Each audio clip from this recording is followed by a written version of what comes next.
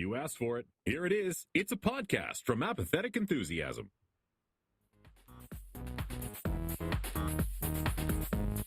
In this episode, there are so many movies out. So we're reviewing the most popular movie, Teenage Mutant Barbenheimer. That's right. It's Interdimensional RSS, the unofficial Rick and Morty podcast. That's right. We're doing AE, right? Yeah, it's Apathetic Enthusiasm. oh my gosh. Like this I didn't mess up, did I? No. This we had zero Rick and Morty content to talk La about. Cumbre elevated IPA.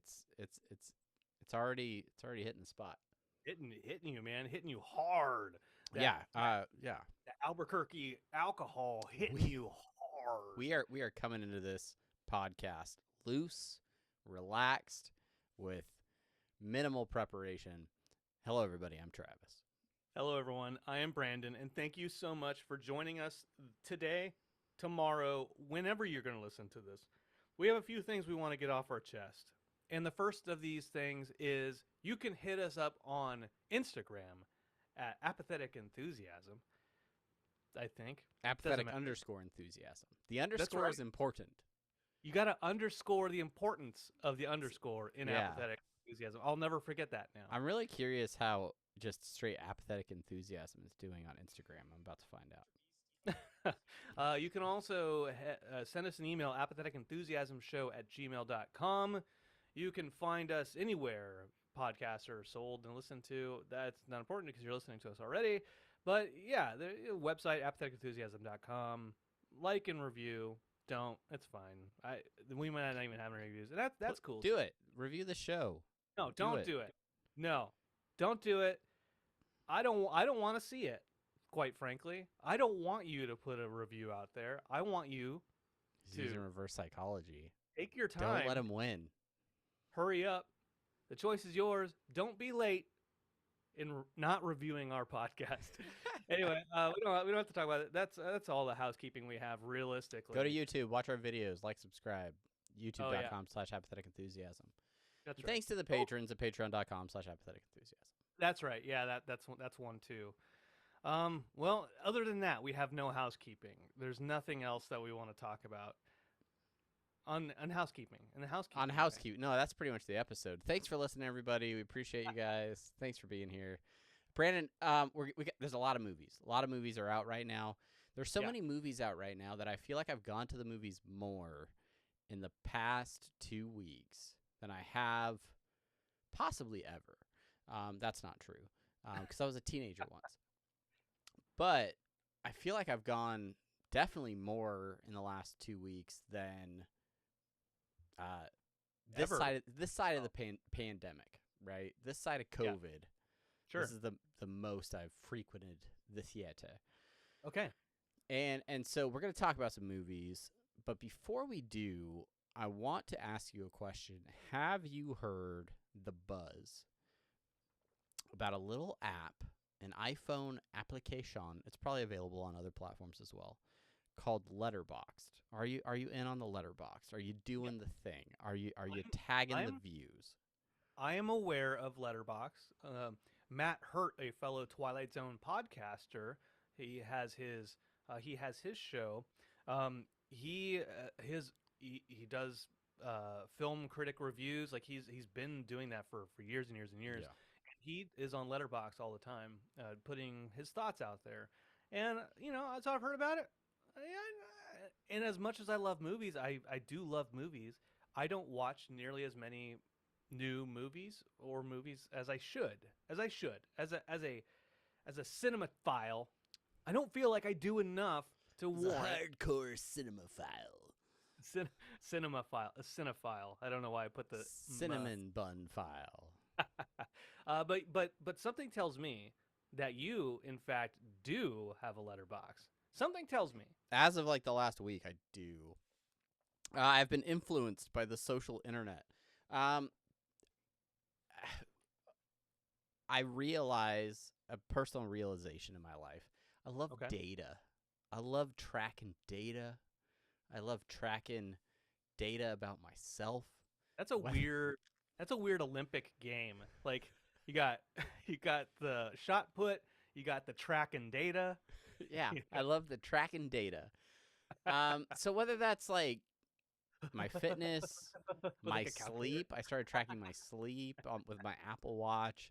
And then we talked about it a little bit in the past, how I started like tracking my hydration, which I have honestly since Comic-Con been very bad about. It's almost like hanging out with you ruined the streak for me. But Let's have another margarita, Travis. I gotta tell the llama what I'm drinking. And you don't want to be shamed by the llama. No, for can't have drinking any llama shame. So, but but with movies, Letterbox is interesting to me because I don't think I'll ever be the person that's like, let me post my detailed review about this film on Letterboxd that 2 people will ever read if I'm lucky.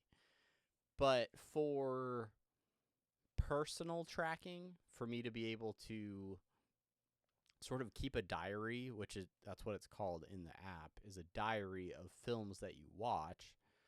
I think that's interesting. I've seen several people online that will log a film every time they watch it in Letterboxd. So even if it's a movie they've seen numerous times or it's a film that they revisit, they go back and maybe they watch it a year ago and they rate it 5 stars, and then they watch it, a year later and they're like, oh, maybe it was actually 4. Like maybe my tastes have changed. And so it's this ongoing diary about your thoughts on film and the movies you've watched. And to me, that's interesting. That's the aspect of it that I like, to be able to say, have I seen that movie? Oh, let me go look it up, or stuff like that. It's like a personal IMDb.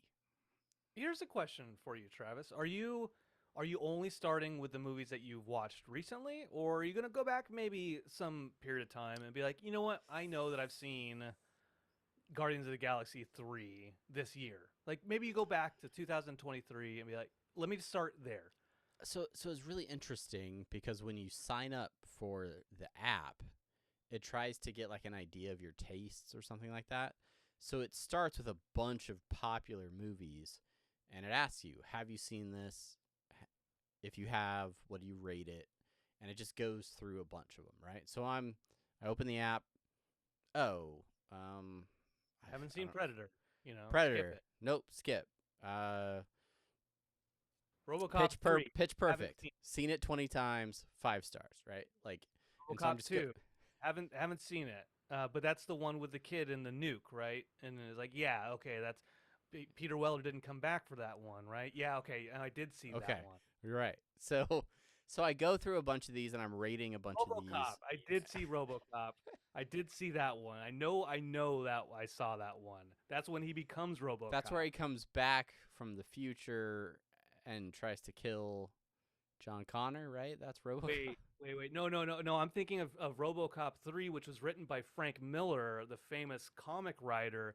That's right. But also he wrote RoboCop versus Terminator, the graphic novel. I don't know if you know this, Travis. You would know that if you had seen that movie on Letterboxd. Yeah, that's what. Because you watch movies on Letterboxd. That's how the app works. Okay. Anyway, what I'm trying to say is, it asked me to rate a bunch of movies. So I was like, yeah, I've seen this one, I've seen this one, I've seen this one. Ooh, I haven't seen that one. Add it to my watch list, something I want to watch. And then I go to the app, and then it says, like, movies I've seen. And it had, like, RoboCop remake. It didn't have any of those movies. It didn't have any of those movies in my diary. Okay. All right. Well, I mean, I'm just, I gotta cover all of my RoboCop bases here. If Letterboxd isn't appreciating RoboCop, I don't know if I appreciate the app. Okay, go ahead. Go ahead and finish your story. No, it's fine. We're done. Thanks for watching. I'm curious now because, like, it has my recent activity, which the last 3 movies that I logged on here is A Man Called Otto, Monster House, and then Teenage Mutant Ninja Turtles Mutant Mayhem. So you know that I signed up for this app after my Barbenheimer situation, but before my Mutant Mayhem situation. Okay, but you haven't you didn't put Barbenheimer in there. No, but so when I initially signed up, it asked, "Have you seen Oppenheimer?" And I was like, "Yes." Click the stars. "Have you seen Barbie?" "Yes." Click the stars. But now when I look at my diary on the app, it only has those 3. Oh. So maybe I need to mess with my settings or something like that. But um, anyway, yeah, I'm gonna see if I can keep up with it a little bit. See if I can. Okay. Yeah, I'm gonna play around with it a little bit. That's cool. It's cool. I like the idea of tracking what movies you watch and what you think of them. That's kind of why we've done this podcast for Yeah. 10 years. Um, I might get the app just so I can, when I'm bored, I can just go in there and just go through the movies that I've seen, and maybe put like a little star, maybe put like a little review to say things like, I really like what Newmeyer did. I think his storytelling is very, very good, which is why RoboCop, the first one, is so good. Like it has all of that, buy that for $1 type stuff in there. It's such good satire. I could put commentary in there like that. yeah, and then The follow. writing was really subpar for the Yeah, second and third ones. cool. So the last movie in Letterboxd that I've put in my diary is of course Teenage Mutant Ninja Turtles: Mutant Mayhem, which came out this last week, and Brandon and I both went out separately to see this film. Brandon, you saw it before me, and you had nothing but glowing reviews in our Facebook Messenger chat saying that you loved the film, you thought it was great. You loved it within like the first 10 minutes from what I could. I don't know how far into the film you were when you decided to text me in the theater, which sometimes sometimes heartbreak feels good in a place like this. I did text you in the theater as the movie is. I know it's a faux pas. I know you're not supposed to do it, but I was right on the aisle, and right on the aisle is where the light is the brightest, and it was very distracting actually in that theater. Like, God, it's really bright, but I felt comfortable enough with that light being so bright, and there was nobody behind me, that I was like, this is okay. This is okay. Yeah. So I hid the phone in my popcorn bucket. I covered it up with some kernels, and took a straw. I took a straw with like one of those with a piece of metal down the straw as well, right, to get that capacitance going on. Because Obviously, as that's one how. does. And I texted you that I just love the artwork right off the bat. The way the art is in the film is just it is. Maybe I love it so much because there is this aspect of amateur art to it. The designs, like it's good. Yeah, I've heard that critique or comment a few times where saying that it's like amateurish. I think it's kind of messy, but that's not necessarily to me amateur. There's some lack of symmetry and things like that, but I don't It's know. meant to feel. That's not a critique on my Yeah. part.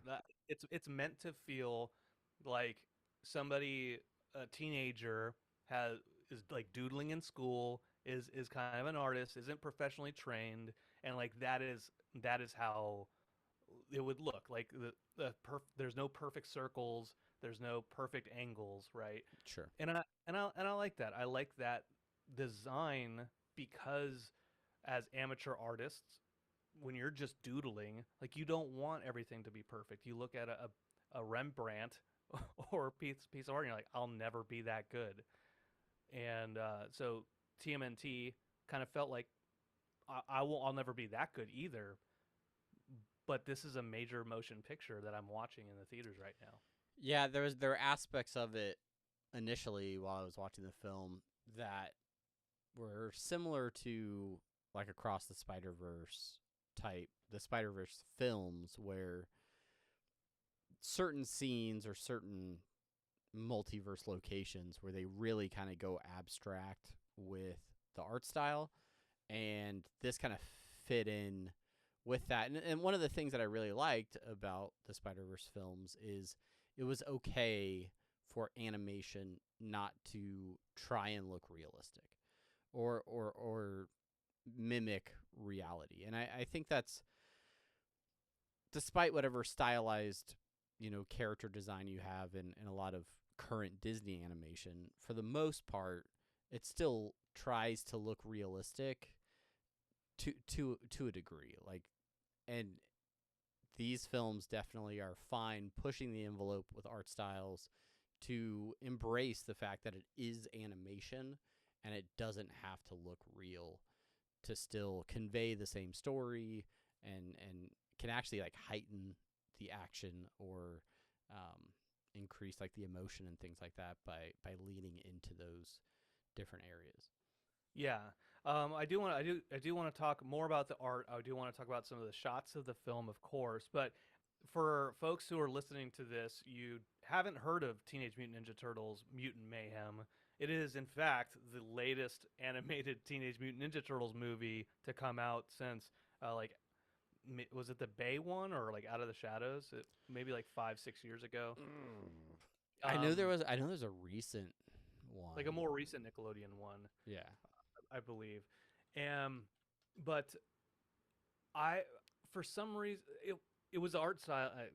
I'm not going to go all the way into the art when I say this, but it was the art style that drew me into wanting to see this one versus the other ones. This one, there's something unique about it. I'm like, oh, I like that teaser.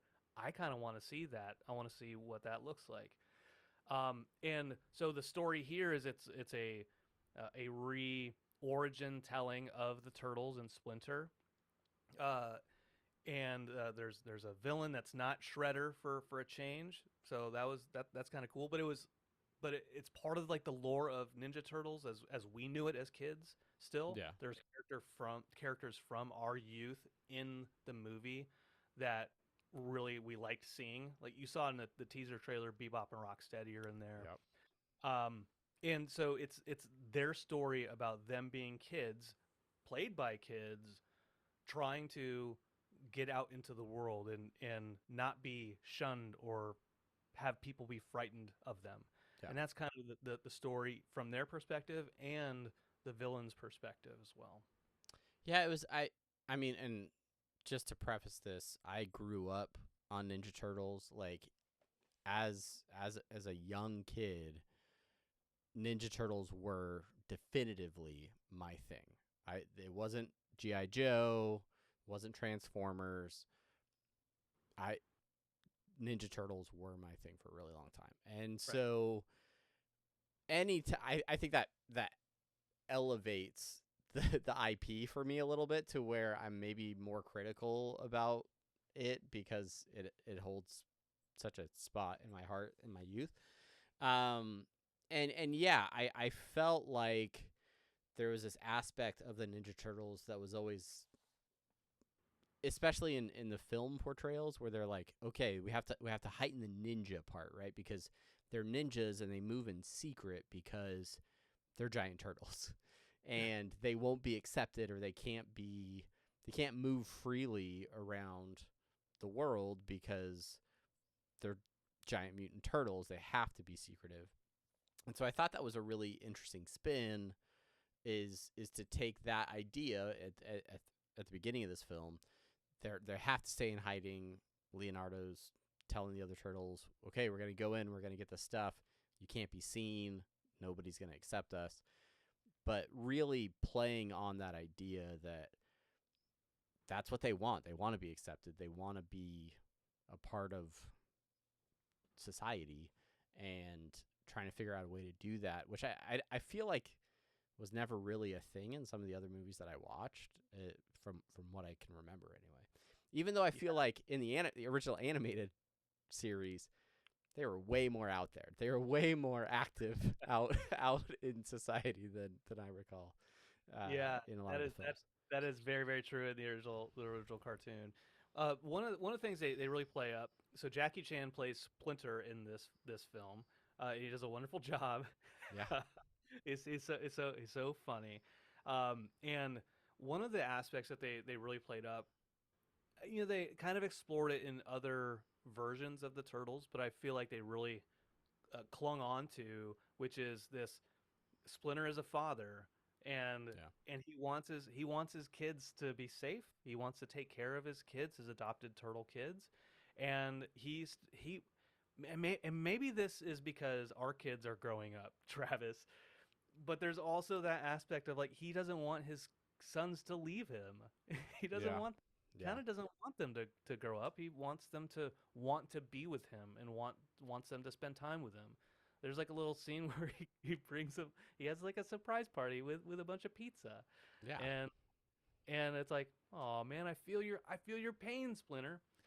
It's really interesting seeing how they spun that character a little bit, because I feel like Splinter's a lot more vulnerable in this Yeah. telling, and you talk about him being more of like a father figure. I feel like in like the original cartoon or some of the other movies, Splinter, they really play up the idea of like a sensei and like a Yeah. teacher, right? Like he's responsible for teaching them their martial arts and how to stay safe and defend themselves, right?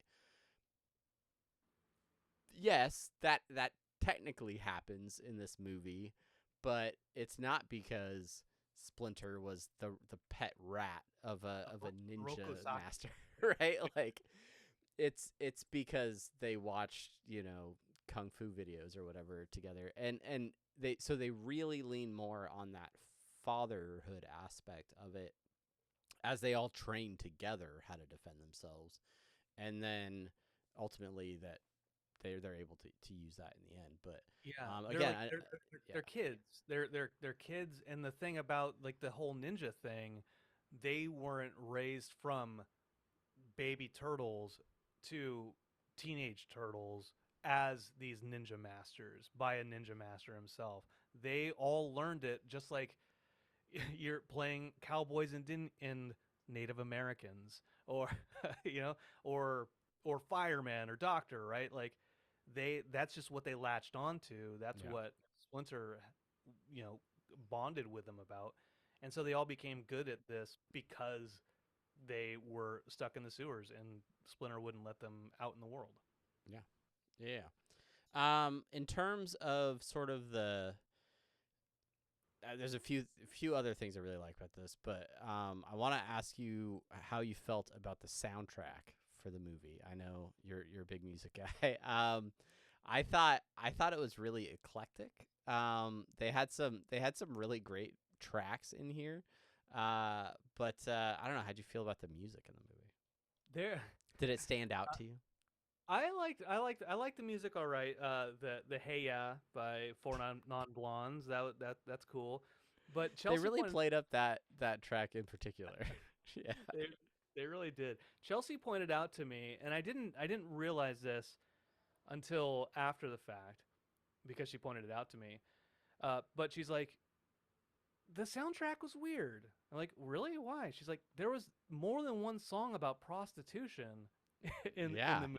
yeah. Like, I'm like, what? What are you talking about? She's like, No Diggity? That's about prostitution, Brandon. I'm like, really? I No Diggity? She's That like, No that Diggity. that to me, that particular track stood out to me as like a weird choice, because it it played behind them just like first starting to come out on their own, and they were doing some low threat crime fighting and trying to identify who this big bad was in the film. But and there's a cool like action scene where they're moving through like Like a, late work day, no diggity. but Amelia is like, and I feel like it almost like was in direct contrast to something that was said like in dialogue right beforehand, to where I was just like, this, like rhythmically the song works, Yeah. lyrically feels weird.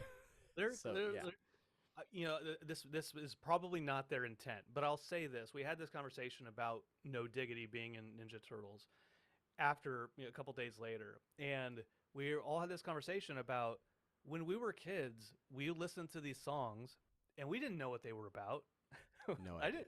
I clearly I didn't know what No Diggity was about, and when you're kids, it doesn't register. It doesn't register at all. These Ninja Turtles are teenage.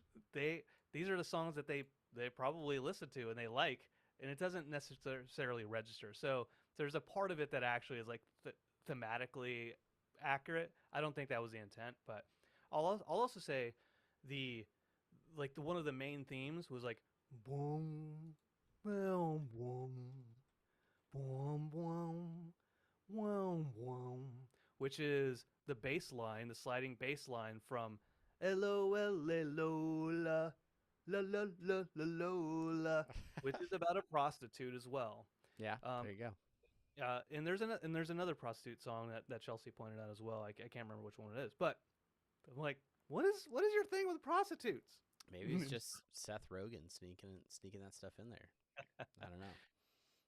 But what else? What else? How did you feel about voice acting?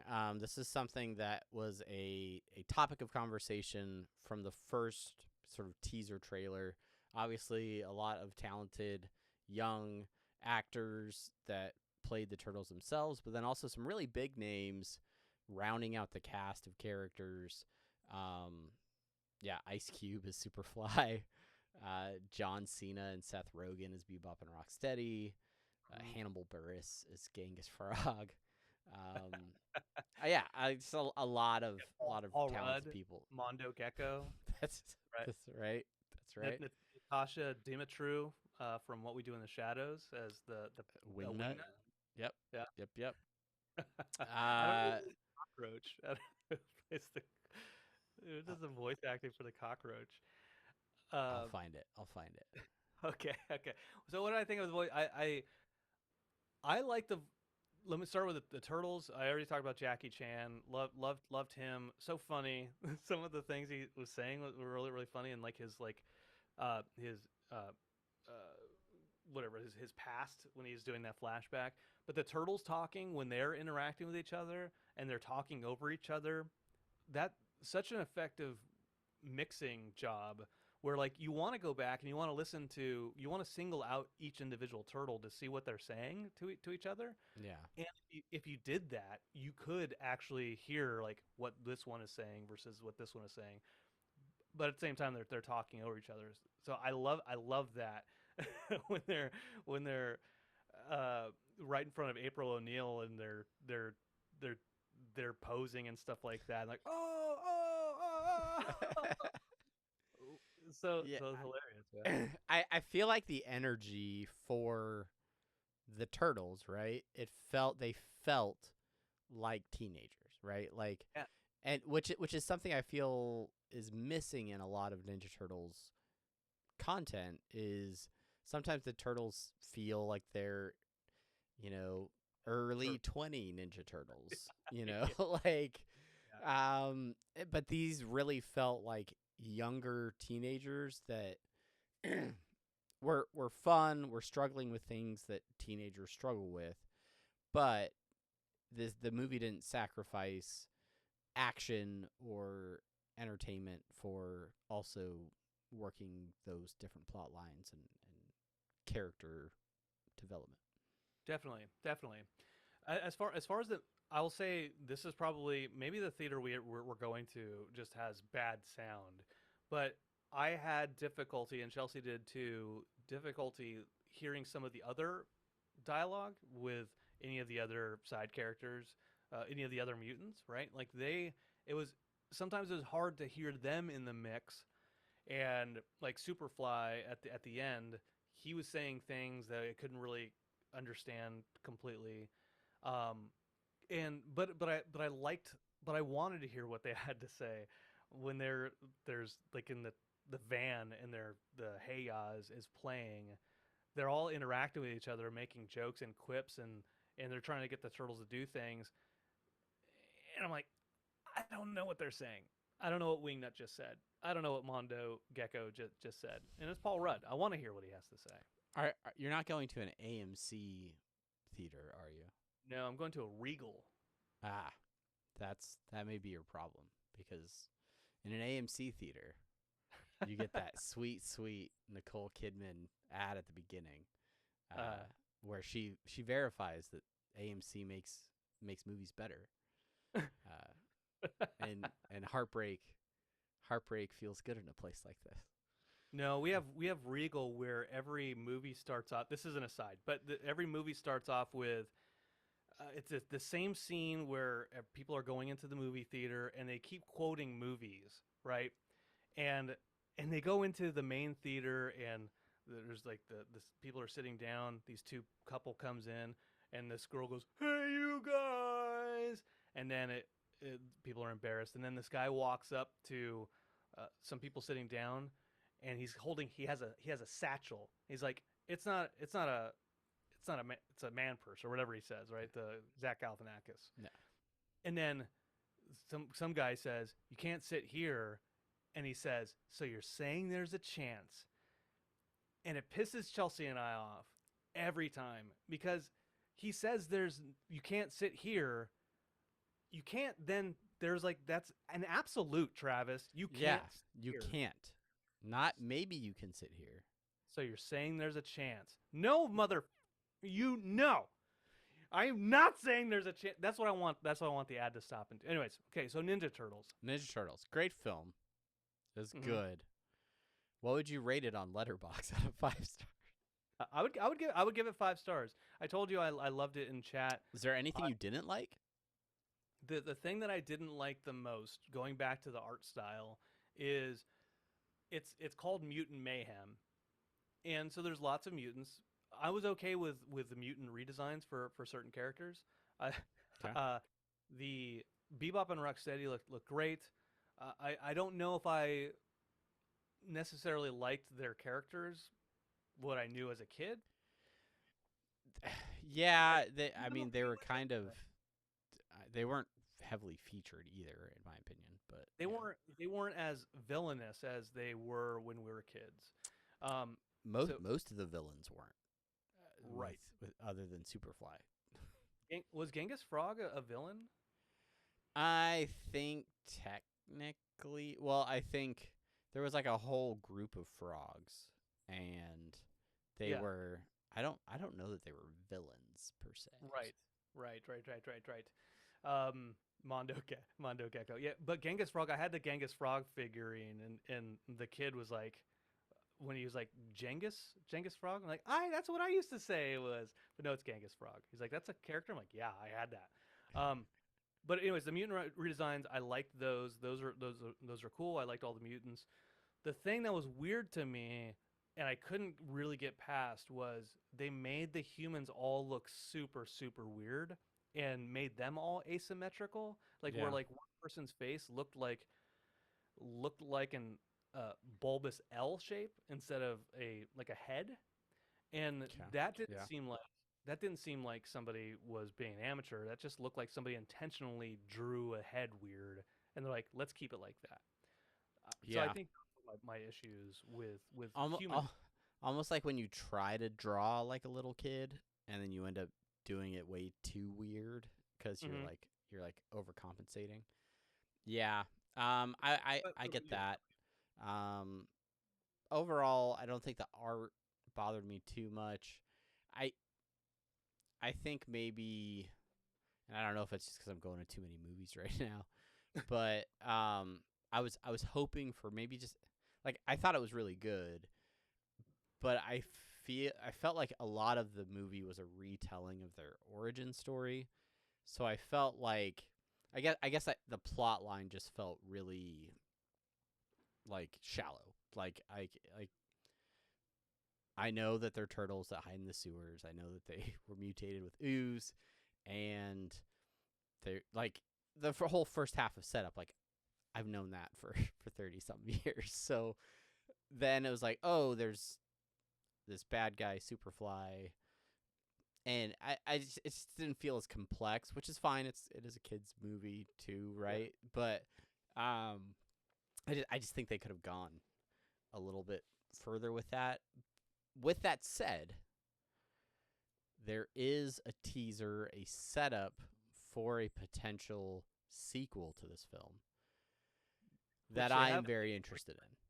They have green lit a sequel already. Oh, it's And- I mean, and a it's TV what series. 95% fresh on Rotten Tomatoes, 96. So Yeah, before it came out, they greenlit a sequel, and they announced that they're going to have a TV series for it as well. As Bob Iger would tell you, those TV series, they dilute the IP. That's what he would say.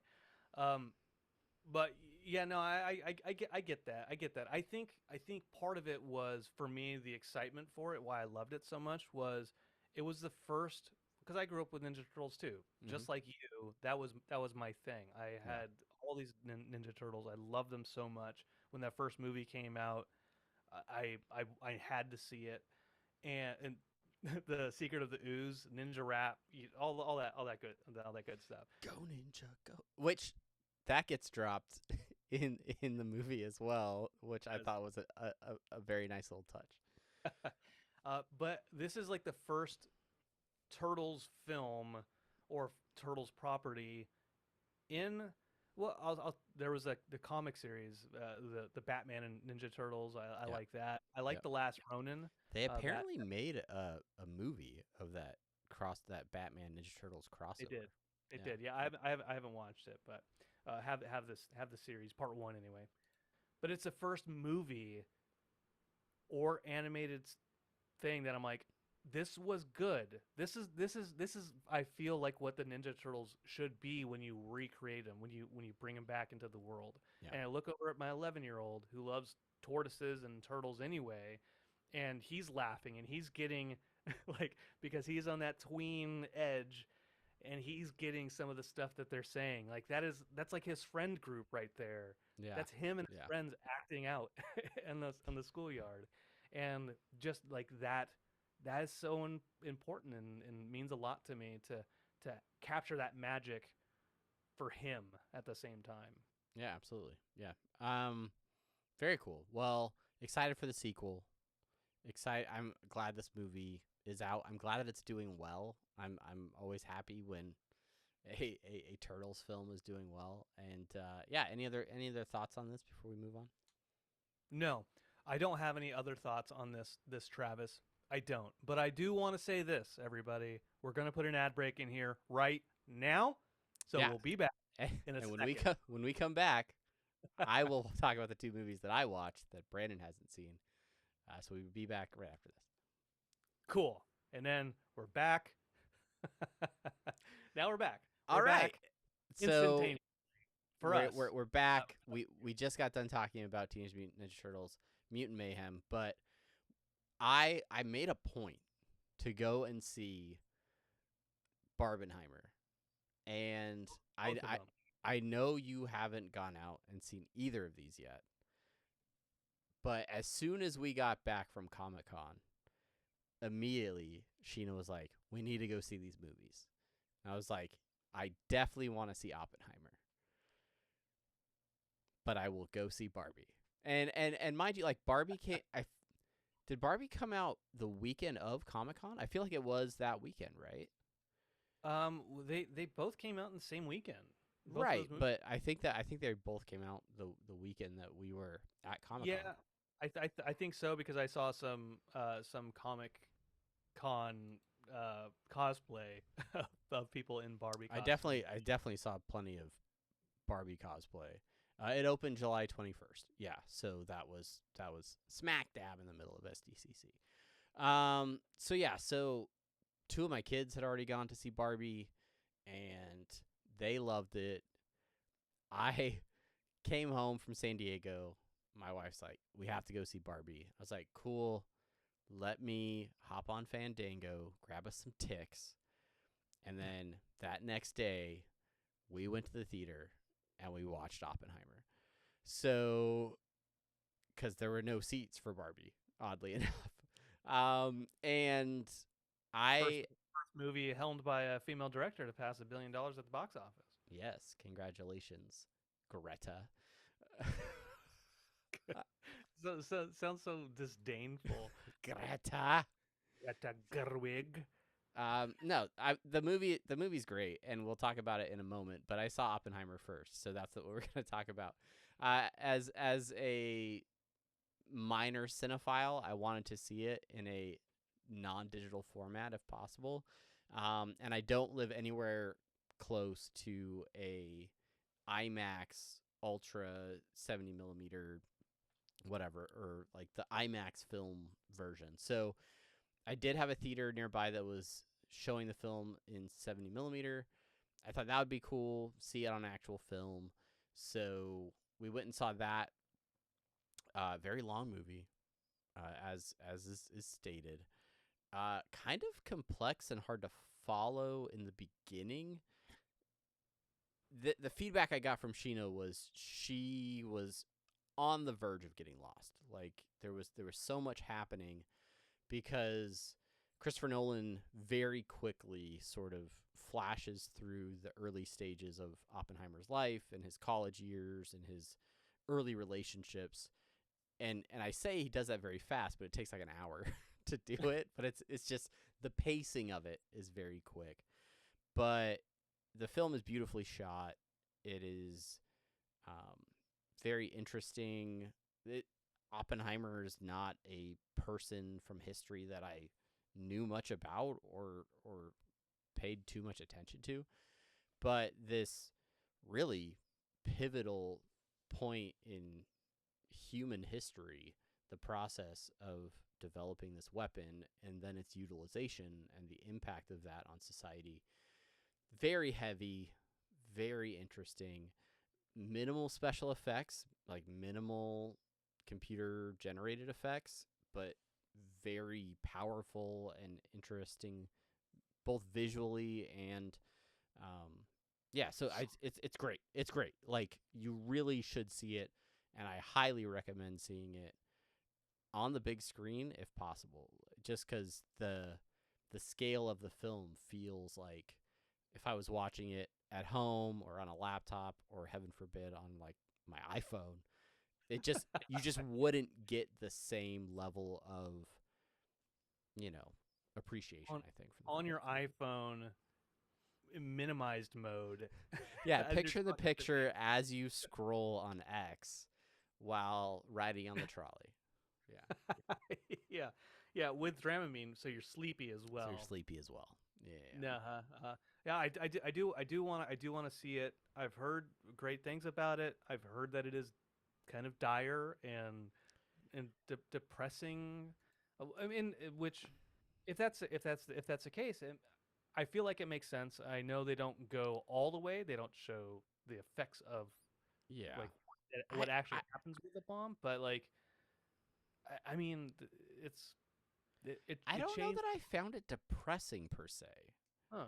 Like What did it's you it's find? heavy, it's intense, right? It highlights an aspect of humanity that is dark, right? That we are competitive to a fault.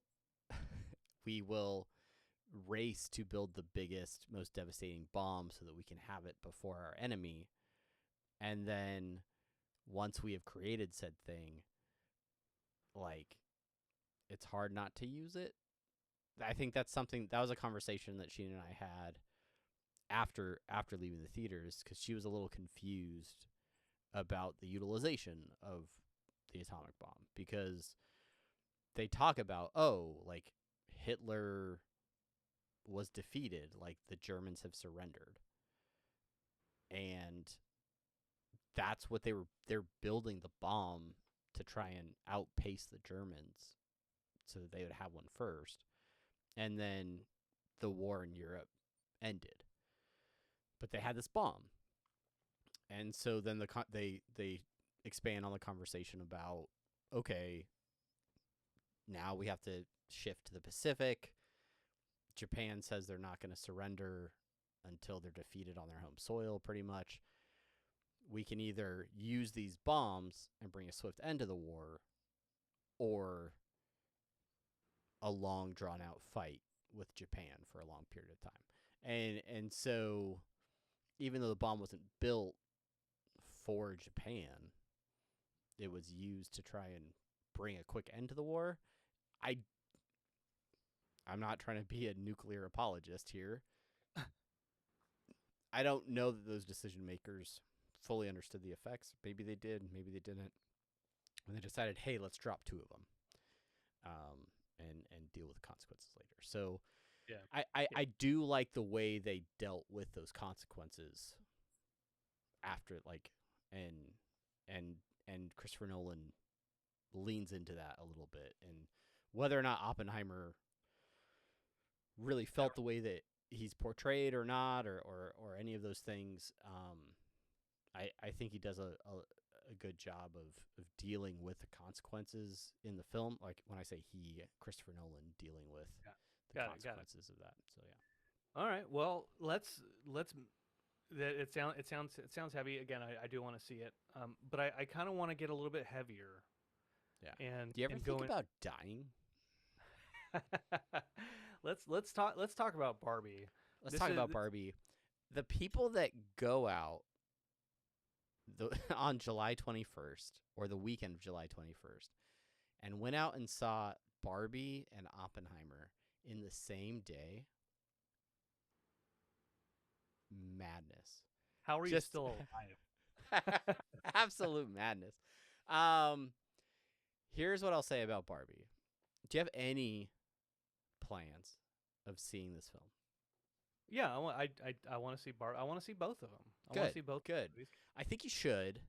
The hype around Barbie is, I don't know if it's just like the best like PR marketing campaign ever or what it was, but I went and saw Barbie a good week and a half, I think, after it came out. Saw it on like a Tuesday night. And the theater was half full of people dressed in pink, coming as groups, like event watching this movie. And so for me, I was like, a lot of these people can't like be coming for the first time. Like a lot of these people are here again to see this movie again, right? And that for me, like when a movie has legs and it can last a long time and people are going to see it multiple times, to me, my initial thought is always like, okay, this has to be a really good movie. It's got to really just be like another tier above. So I think my expectation, the bar for Barbie was really high. Like going into it, I expected it to be an incredible film, right? Mm-hmm. Which is weird to say out loud. But the movie's really good. I think I overhyped it a little bit for myself. So then my expectations were sort of unachievable, right? And the movie is really funny. I haven't gone and watched just like a straight like comedy in the theaters in like a really long time. So it was fun to kind of watch a comedy with other people that are laughing. There's a very this may even be in the trailer, but there's like a really early scene, like because the beginning of the film is going all through Barbie Land and how perfect life is in Barbie Land for all these Barbies, and Ken's not so much, but okay. And they're having like this choreographed dance party that night, and all of a sudden the Margot Robbie's character is like mid dance, goes, "Do you guys ever think about dying?" And like the stark contrast of like this lively dance party to her just having this existential crisis, I lost it. I was cracking up. Like I thought it was hilarious. And it starts to, and that sort of sets the movie in motion in terms of they've opened this weird rift. There's a lot like that doesn't make sense about how things work between the real world and Barbie, and it's fine. You just have to suspend that disbelief and go with it. But the reality is like this movie goes from being like a straight comedy and really funny to having a lot of heart, talking about a lot of social issues, a lot of feminist issues, and I think it deals with the patriarchy a lot, and can just the different ways that men and women experience the world, I think is really interesting. And the fact that they can have a movie like Barbie that deals with some of those issues in and not in like a lighthearted way. Like they lean into it. They really push that message and in a way that I think is very well done. I think it's great. I'm extremely interested to see if we have an awards season this year, right? Like how this movie fits into different categories and what categories it gets nominated for, what categories it might win in. It's just it's very interesting. Yeah. Can you picture a Barbie versus Oppenheimer best best picture? I can see it. I can see both of them getting nominated, which is kind of crazy. But I mean, Oppenheimer definitely is going to get nominated. Of course. Yeah. But I definitely like Barbie could, which is kind of wild. Yeah. I mean, there's like usually like 10 movies in that category anyway, so they could throw Barbie in there. It's $1 billion. Like people love the film. Yeah. That's nothing to shirk a stone at. And it all but guarantees that Mattel is going to make so many more movies. The Mattel Cinematic Universe is on the way. It's happening. Yeah. Here we go. I think they already started advertising a weird Barbie, a figurine. Yes. Yeah, the Barbie that is always in the splits and has like color, like has marker on its face. Played by Kate McKinnon, right? Kate McKinnon's great. I love Kate McKinnon in just about everything, and she's phenomenal. There's so many like cameos, and the Kens in this movie like steal the show several times. I don't know. It's really good. It's really funny. Yeah, I do not regret going to see it. High praise from a man. From a man raised by women. Yeah. Oh, high praise. Yeah, I've heard good things about it. I've heard about there's a speech evidently towards at least the end or the middle. Yeah, about 2/3 of the way through America Ferrera's monologue. Yeah. That has been getting some press with like everybody on set was crying during that period or something like that. And so your head nod confirms that is a thing. Yeah, so definitely 100%. I think that it's interesting, and I do want to see it, and I want to cry at Barbie, and I want to cry at Oppenheimer. So I already cried at TMNT. So I'm trying to think if I cried during that movie. I don't. No, I didn't. I did. I looked over at the kid, and I was like, "Oh, he's gonna leave me for the city." Bonus, and I'm gonna go back to my letterbox for this. I happened to randomly watch A Man Called Otto on Netflix or whatever. Thanks. Yeah. I cried big time during that movie. Not gonna do it. Big time. Oh, I was a mess. I watched Werewolves Within, which is a great movie, and it's you won't cry with it. The new season of Futurama is out. Good stuff. I think there's a new episode out, so 3 episodes now. What We Do in the Shadows, there's a new season of that out. I don't think you watched What We Do in the Shadows. I think I watched season 1. I don't think I'm caught up though. I should check. I should throw that on while I'm painting miniatures. You got so many seasons of that. And I watched the first episode of Black Mirror, the new season of Black Mirror. Yeah. And we did enjoy that episode of Black Mirror. I do recommend going out and checking that out. And that's all I've got. Baldur's Gate 3 is out, which is the first game with the D&D 5e mechanics. That's what it used. I was asked like 3 times today if I got that game by different people. Did you get it? I didn't. So, did you get it? No, I didn't get it. Not yet. I'm supposed to get it and then play with John. I guess I won't get it then. Me and John Caulfield. Just the two of you. Well, ladies and gentlemen, that's our show. We won't talk. Oh, they did show the trailer for the new Exorcist movie when I went and saw Oppenheimer.